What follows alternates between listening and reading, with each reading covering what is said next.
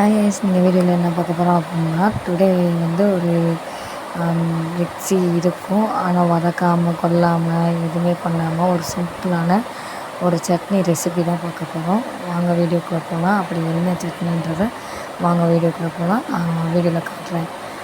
என்ன சட்னினா, mixie use பண்ணிக்கலாம். ஆனால் கடுகு போட்டு தாளிக்கிறதோ இல்லை வெங்காயம் நறுக்கி அந்த கஷ்டப்படுறதோ அதெல்லாம் தேவையில்லை. இது வெறும் இப்படின்றக்குள்ளே ஒரு 5 மினிட்ஸ்க்குள்ளே இதை ரெடி பண்ணிடலாம். அதுக்கு வந்து நம்மளுக்கு தேவையான பூண்டு ஒரு 10 புல்லு பூண்டு வந்து நல்லா தொலியை சீவிட்டு உரித்து வச்சுக்கணும். உரித்து ஒரு இதில் மாற்றி வச்சுக்கணும். மாற்றி வச்சுட்டு மிக்ஸி ஜார் எடுத்துக்கணும். இதுக்கு வந்து வெறும் பூண்டு மட்டும் போதும், வேறு எதுவும் தேவை கிடையாது. பூண்டை போட்டுட்டு தனி மிளகாய் பொடி இருக்கு இல்லையா, அந்த மிளகாய் பொடி போட்டுக்கிறோம். உங்களுக்கு இந்த சாம்பார் பொடி இது நீடட் அப்படின்னா நீங்கள் சாம்பார் பொடி போட்டுக்கலாம். எனக்கு வந்து அது போடணும்னு தோணுச்சு, அதனால் நான் போட்டேன்.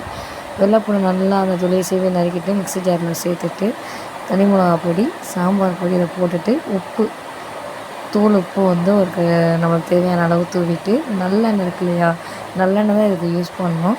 நல்லெண்ணெய் ஒரு மூடியில் அந்த வெள்ளைப்பூடு அந்த மிளகா பொடி அதெல்லாம் நம்ப வந்து நல்லெண்ணெய் ஊற்றிடணும்.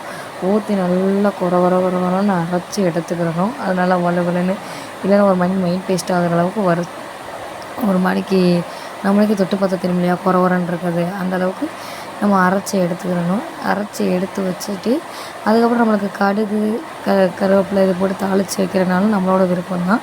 இதுக்கு வந்து தண்ணிலாம் யூஸ் பண்ணக்கூடாது. வெறும் எண்ணெயாலே தான் நம்ம இது பண்ணி எடுக்கணும். எண்ணெயிலே தான் சுத்த விட்டு எடுக்கணும். தண்ணி ஊற்றி அரைக்காமல் வெறும் எண்ணெயிலேயே தான் நம்ம அரைச்சி எடுக்கிற மாதிரி இருக்கும். அதை வந்து நம்ம அரைச்சி எடுக்க எண்ணெய் வந்து அதில் உறிஞ்சிடும், உள்வாங்கிக்கிறோம். ஏன்னா வெள்ளைப்பூடு மட்டும்தானே இருக்குது, பொடி போட்டிருக்கோம் அப்படின்னும் போது உள்வாங்கிடும். நமக்கு தேவையான நல்லா அந்த சட்னி மிதக்க எண்ணெய் ஊற்றி நம்ம அரைச்சி எடுக்கிற மாதிரி இருக்கும். அப்படியே நம்ம தோசைக்கல்லை அடுப்பில் வச்சு 2 தோசை முருகலாக 2 தோசையை ஊற்றி எடுத்து நம்ம அரைச்ச சட்னி அந்த ரெடிமேட் வெள்ளைப்பூடு சட்னியை அரைச்சி எடுத்ததை நம்ம அந்த தோசையோடு வச்சு சாப்பிட்டோம் அப்படின்னா அப்பா வேறு லெவல் டேஸ்ட்டாக இருக்கும். நீங்கள் யார் இந்த மாதிரிலாம் செஞ்சுருக்கீங்க, இந்த மாதிரி இதெல்லாம் பண்ணியிருக்கீங்கன்னு சொல்லிட்டு மறக்காமல் கமெண்ட் பண்ணுங்கள். அப்படி செய்யாதவங்க மறக்காமல் செஞ்சு பாருங்கள். இந்த மாதிரி இன்ட்ரெஸ்டான வீடியோ பார்க்க மறக்காமல் நம்ம சேனலை சப்ஸ்கிரைப் பண்ணிக்கோங்க. ஓகே, பாய்.